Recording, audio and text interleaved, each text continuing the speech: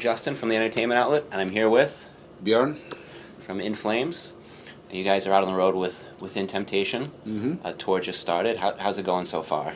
Actually, this leg of the tour just started. Yeah, you're right. We did a few shows with Within Temptation, smashed to pieces. But before that, we were on a tour. Right before this, with All That Remains and All Hail the Jetty. So we're up and running. Warm. Awesome. Yeah. How do you find their fans are responding to you guys? You have people coming up. Are you making new fans out of theirs? Yeah, I think so. Well, I know for a fact that some of them had some funny incidents, but some of them don't really know what's going on, and that's a good thing. I mean, we do what we do, and I think it's a good match when you have that diverse audiences, and you can showcase your music in front of a new audience, and I think the same goes for them. So it's always a good thing, these collaborations. Definitely. Now you guys just released your 13th album. Yeah. On Friday, I the Mask. Mm-hmm. What was the writing process like for it? Has it changed from previous albums? Yeah, I mean, if we take it from the absolute start, yeah, it has changed a lot. We used to rehearse and write stuff in the rehearsing room, and that we haven't done that in many years. But lately, I think it really changed when we got to work with Howard Benson on Battles, which is the previous record. We learned a lot of things from this guy. He's an amazing producer. He's really good, getting to the point, making us not mess around, and do what we're good at, right? And hone our sound and what we're doing. And that he sort of made us open up and listen to him, because we've had producers in the past, but we mainly, sad to say, but we mainly reduced them to engineers. Yep. In a lot of ways, and it's really not why they're there. They're really good, and they have a lot of experience that you should tap in on, but we never really did. But this time around, we decided, before Battles, we got really lucky. We got to talk to a bunch of different producers that we really like, and we're really flattered because everybody seemed to know who we are, and they wanted to work with us, and that's amazing. And then Howard just said the right things. It's not going to change us in any ways. Going to make sure that we don't fuck around. We do the absolute best In Flames record that we can do, and focus on what we're good at. Also, I'm based in LA, he said. So, okay, that sounds pretty good. There you go. Yeah.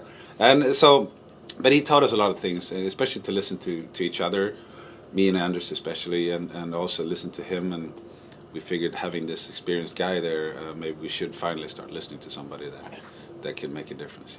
So now so the first time we didn't know what to expect really on Battles, so we came with a lot of songs, almost done already. I mean, then we still obviously wrote a ton of stuff in the studio, but this time around, since we know the whole system, the whole setup he has, we know Howard, we know Mike Plotnikoff and Hatch and the guys, we know how it works, so we didn't need to be as prepared this time, and it was really awesome, just knowing that you have 3 months ahead now, you have all the time in the world to write, to record, and enjoy the whole experience. And that's something that I don't think I ever took the time to do, to enjoy it.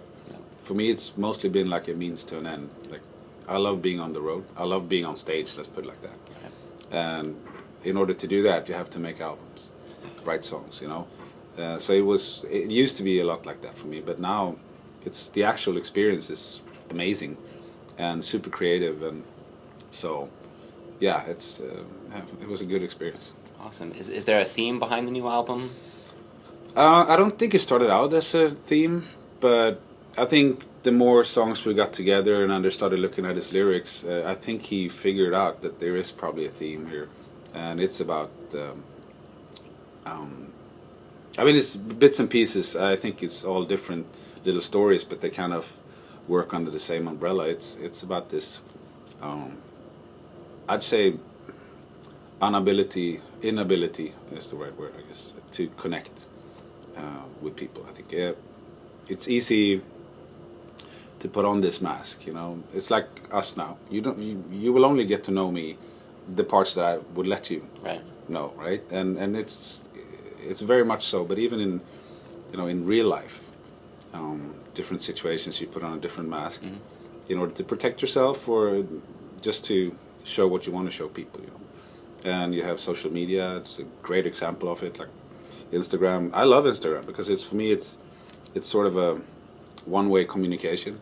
I can just show whatever I want to show and whenever I want to show it.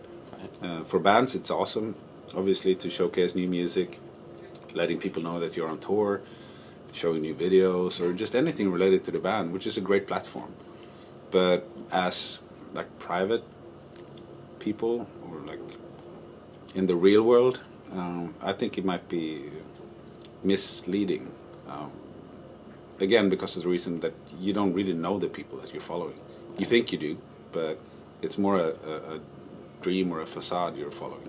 Right. And it's hard to connect with that, I think. What sort of gear did you play through recording the album? Well. No, the cool thing with Howard's setup and Mike's setup in the studio is he's got, 14 amps hanging on the wall. They're all connected at the same time. No. I brought my amp, the one I'm using live.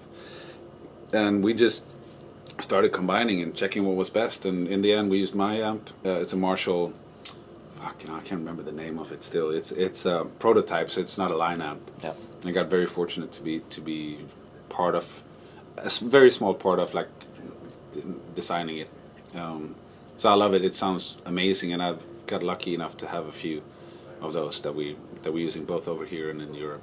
So we used that one, and we used a Wizard. Amazing. I think it was the 100-watt head that we used. And we used the orange. Not sure if it was the Tiny Terror, if it was a bigger one. And then I used the Sansamp, the old rack thing for melodies and solos. I used my wah pedal, Q95, and of course I used my Epiphone, the Jotun one and the first one, the Black Beauty. Very nice. As a guitar player, who were some of your early influences that sort of developed your style? I'd say Richie Blackmore very much, because I'm a huge Ronnie James fan, and Rainbow in particular. Him, maybe Vivian Campbell, because of the guitar players he had in his camp. Or, I don't know, and then later on, of course, Slash. Love his playing still. Zach Wilde, amazing guy. But I don't know if I'm like nowhere near those dudes. So, but of course I listen a lot to it, and it will shape you in one way or the other. Right. And then you have other guitar players. You have Chuck Schuldiner from Death.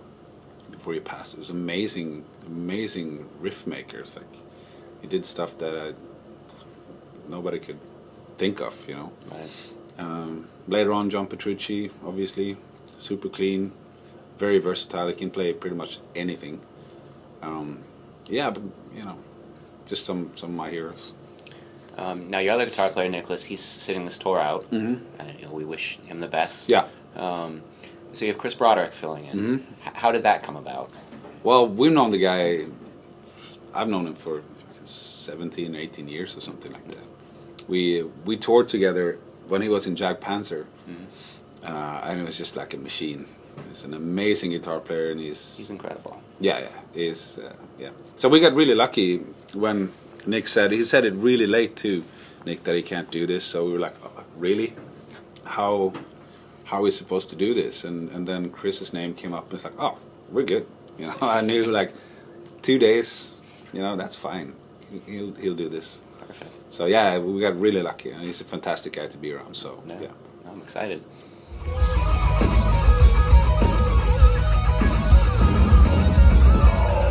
Some of my favorite bands have come out of Sweden. Okay. In Flames. Oh, cool. Amon Amarth. Ghost. Of course, ABBA. Also would say I know all of them, not ABBA though. What do you think it is about Sweden that inspires such great musicians, and especially in the heavy metal genre? Honestly, I've had this question many times, and I really don't know. I think it's,